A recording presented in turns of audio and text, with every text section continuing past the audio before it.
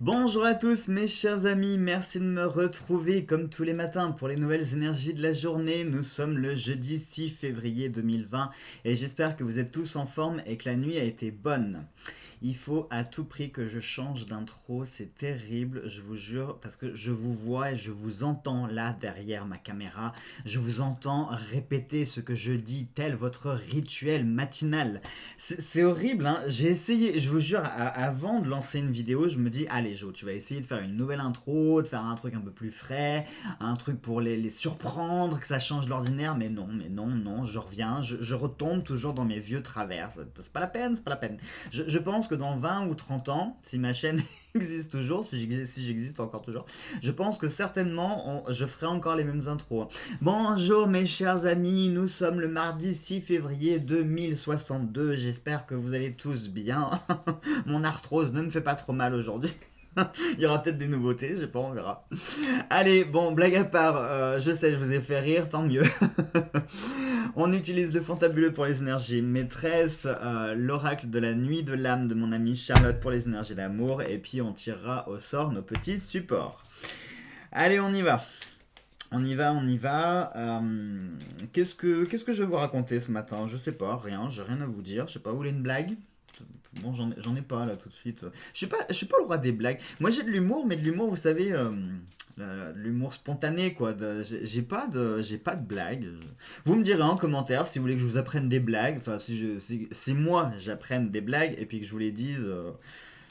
Je suis pas sûr qu'on va aller bien loin avec les blagues, hein. Franchement, on fera peut-être 2 ou 3 matins avec, puis bon, hein, on va vite tourner en rond quand même. Allez, on y va. On y va, et nous avons la foudre aujourd'hui. La foudre avec la balance. Alors c'est marrant parce que derrière la foudre, il y avait l'ange, et au-dessus du paquet, il y a le démon. C'est marrant, on a les deux énergies qui sont au milieu, enfin qui sont opposées, et en plus de ça, on a la balance.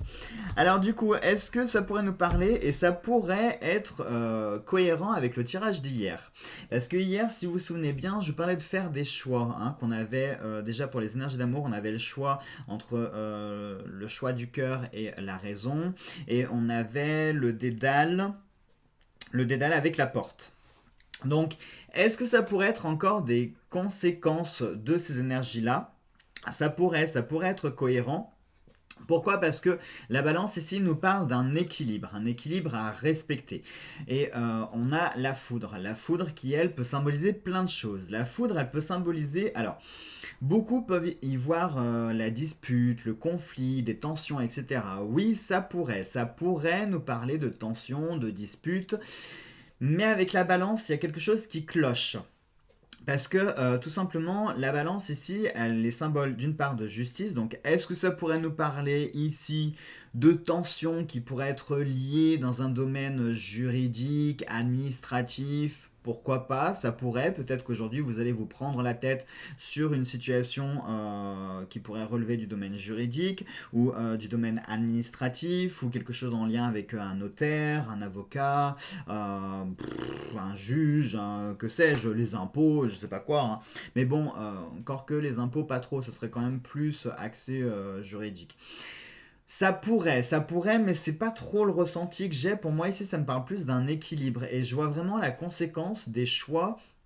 Hein, vous savez, ce fameux choix qui s'est présenté hier et qui, à mon humble avis, va continuer sur les jours, voire semaines à venir. Je pense que ce choix, il n'est pas spontané. Peut-être qu'hier, vous avez eu l'occasion de prendre un choix ou de prendre une décision. Mais c'est quelque chose qui... alors, je sais pas comment l'interpréter parce que je vais vous expliquer un truc. Si vous vous souvenez bien, il y avait la carte de la culpabilité. Peut-être que hier vous avez dû décider quelque chose, alors soit sur un coup de tête, ou soit vous n'avez pas eu le temps de décider parce qu'il fallait prendre une décision et par conséquent vous n'avez pas eu le loisir de pouvoir réfléchir au choix que vous pourriez prendre. Et par conséquent, c'est peut-être ça le côté culpabilité aussi. C'est-à-dire qu'il fallait prendre un choix, donc ne vous en voulez pas pour le choix que vous avez pris. Par contre, est-ce que ce choix-là était judicieux et est-ce que c'est le bon? Est-ce que ce choix n'a pas quelque part un peu rompu un certain équilibre? Peut-être, hein. Du coup, là, ça semblerait plus cohérent. Pour moi, la foudre me parle plus d'un événement qui est totalement imprévisible. C'est vrai, quand vous regardez un orage par la fenêtre, on ne sait pas à quel moment la foudre va apparaître, on ne sait pas où elle va s'abattre, on ne sait pas avec quelle force elle va s'abattre, on ne sait pas les dégâts qu'elle peut faire ou au contraire aucun dégât. C'est juste menaçant, c'est imprévisible, c'est menaçant, c'est puissant. Voilà, c'est impalpable, voilà, on peut rien faire dessus. Et pour moi, il y a cet aspect d'imprévisible. Donc aujourd'hui, ça nous parlera peut-être plus d'un événement ou d'une situation, quelque chose qui est totalement imprévisible et qui est hors de votre contrôle et sur lequel vous ne pourrez pas avoir le contrôle. Attendez, j'ai les doigts qui me grattent. Non, j'ai pas la gale, rassurez-vous, mais j'ai le doigt qui me gratte.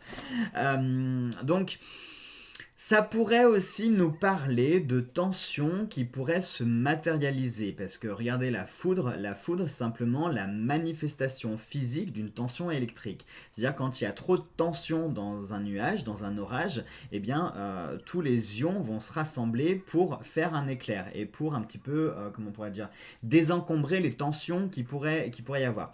Donc est-ce qu'aujourd'hui on va vous faire sortir de vos gonds, ce qui pourrait représenter la balance, hein. Peut-être que vous allez, à un moment donné, la balance va pencher d'un côté ou d'un autre, et forcément, quand un pôle est plus chargé qu'un autre, ça peut donner accès à un éclair. Ce qui pourrait ici être matérialisé par un coup, voilà, ça peut être une tension qui va craquer, donc peut-être que vous allez déballer tout ce que vous avez à dire, parce qu'à force d'accumuler, il y a un moment il faut que ça sorte. Donc est-ce que vous allez vous libérer de toutes ces tensions en manifestant clairement un ras-le-bol? Est-ce que ça peut être des tensions accumulées au sein d'une situation, de quelque chose de particulier qui va créer voilà, cet éclair qui peut se manifester par une dispute, un règlement de compte, etc.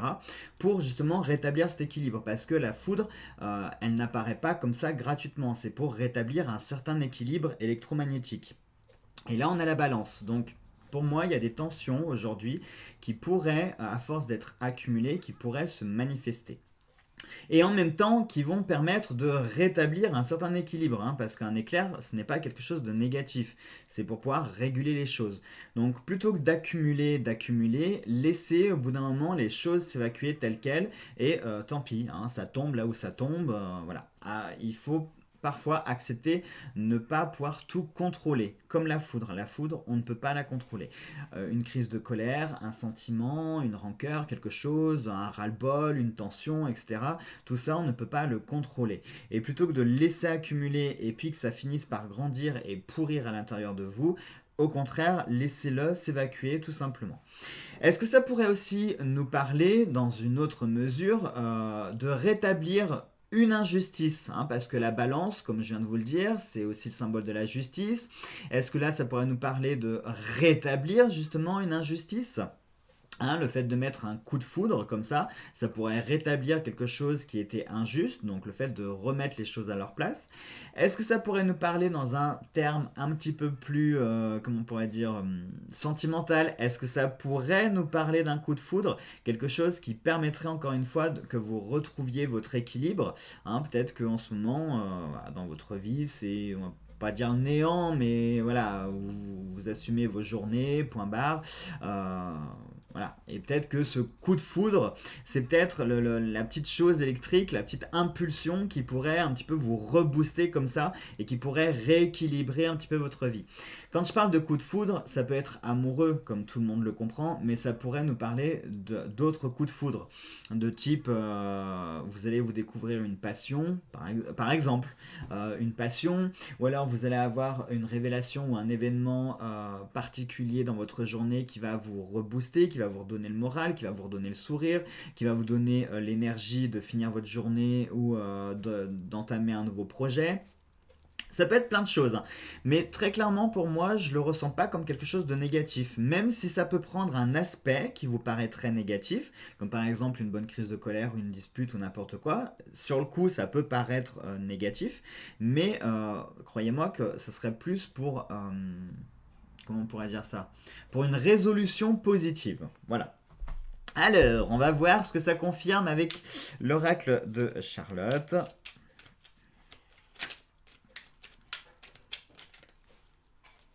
On a... Oh là, non, non, on a trop de cartes là. On a... Ah, c'est marrant, on a la prudence qui est ressortie, les vibrations hautes, prochainement, les plaisirs. Ouais, non, il y a un peu beaucoup de cartes là pour les interpréter.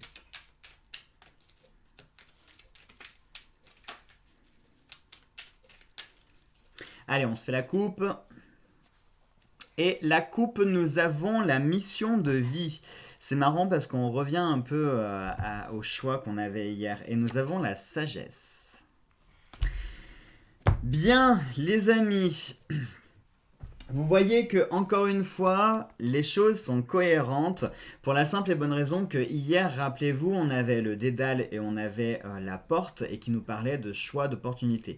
Et qu'est-ce qu'on vient de tirer là à nouveau? On a la carte de la mission de vie avec ce carrefour, hein, avec deux routes qui se proposent à nous. Donc peut-être qu'aujourd'hui, vous allez de nouveau être confronté. Alors pour moi ici, ce serait quand même plus spirituel. Enfin, vous allez comprendre. Ce serait plus d'ordre spirituel que véritablement un choix à faire. C'est-à-dire que peut-être qu'hier, vous avez fait votre choix, ou peut-être qu'en ce moment, vous êtes dans une situation où vous avez l'impression qu'on vous pousse souvent à choisir. Pour moi, je pense qu'il y a une certaine évolution dans tout ça et une certaine logique. Et aujourd'hui, il faut que vous trouviez votre voie, mais là, dans votre tête. C'est-à-dire autant votre voie spirituelle que votre voie émotionnelle, que le but de votre vie. Peut-être qu'en ce moment, vous posez des questions à vous dire, mais je sers à quoi? Quel est le but de ma vie? Pourquoi j'endure tout ça? Aujourd'hui, j'arrive à tel âge. Quel est l'intérêt de tout ça? Qu'est-ce qui me reste encore à vivre? Qu'est-ce que je dois faire? À quoi je sers? Je ne vais pas faire des ménages toute ma vie. Enfin, vous voyez, peut-être que vous posez ce genre de questions. Et je pense que vous avez un cheminement à faire, que vous avez une voie à prendre, et peut-être que vous êtes à un carrefour de votre vie. C'est marrant parce qu'on on a cette idée qui est très présente, je trouve, en ce moment. Hein. Que ce soit dans les tirages, dans les réflexions. Je vois, pour moi aussi, ça me parle personnellement. Hein.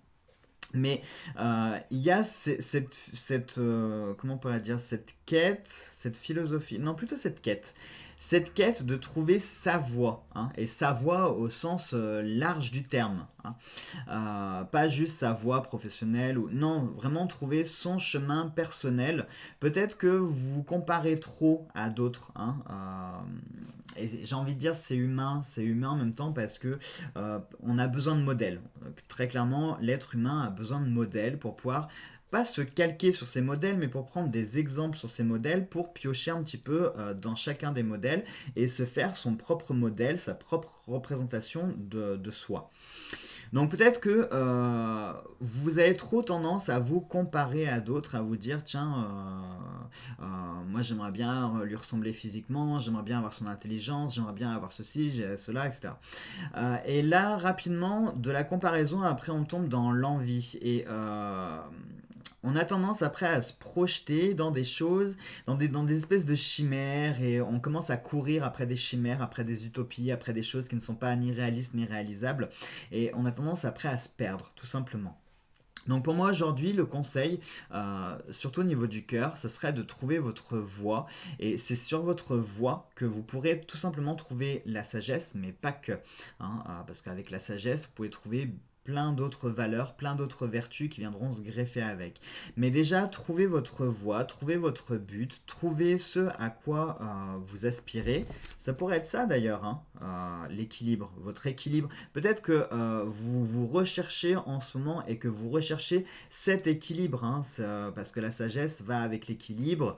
Peut-être que vous avez besoin d'un déclic. Hein, cette foudre, elle symbolise certainement et probablement un déclic dont vous auriez besoin pour pouvoir trouver votre voie ici et aspirer à cet équilibre à nouveau. Mais dans tous les cas, il y a ce sentiment où les choses ne sont pas paisibles.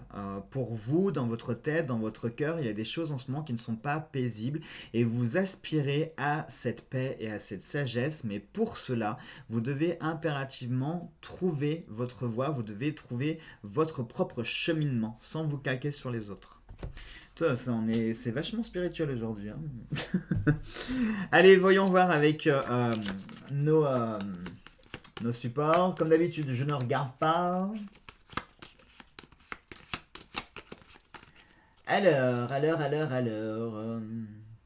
Celle-là. celle-là, et c'est comme Charms Casting. Donc ça sera les breloques pour ce matin. Allez, on y va. Je prends mon petit bol. Je vais essayer de pas regarder. On s'en fout que je regarde. Mais d'en piocher un petit peu. Hein. Je vais pas piocher une grosse poignée parce que sinon on n'est pas sorti de l'affaire.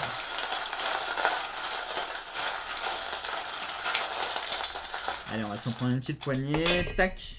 Ah bah effectivement, c'est vraiment une petite poignée. Hein.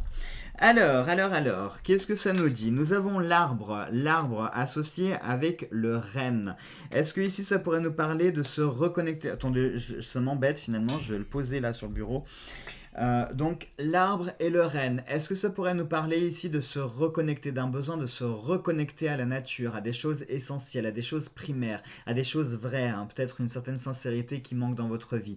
Est-ce que l'arbre pourrait nous parler également de la vitalité? Peut-être qu'en ce moment vous avez votre santé qui est un petit peu fatiguée ou un petit peu fragile, ou peut-être que vous tombez souvent malade, alors pas des grosses maladies, mais voilà, vous sortez d'un rhume, vous vous enchaînez sur une gastro, etc. Enfin, vous voyez ce que je veux dire. Donc peut-être qu'il faudrait prendre soin de votre santé davantage en ce moment. Est-ce que ça peut nous parler d'un ancrage aussi? Est-ce qu'en ce moment vous vivez certaines tempêtes et votre ancrage est mis à mal? Par conséquent, il faudrait davantage vous ancrer, parce qu'en plus, regardez les bois du renne, ça fait un peu penser à des racines comme ça qui partent dans le ciel. Donc, est-ce que ça peut nous parler ici d'un besoin de s'ancrer de nouveau? C'est fort probable. Est-ce que ça peut nous parler aussi d'une reconnexion avec le divin, hein? Comme je vous le dis souvent, l'arbre, c'est cette verticalité qui connecte les cieux avec le monde terrestre. Donc, un besoin de se reconnecter. À mon avis, je pense que c'est plutôt ça, un besoin de se reconnecter.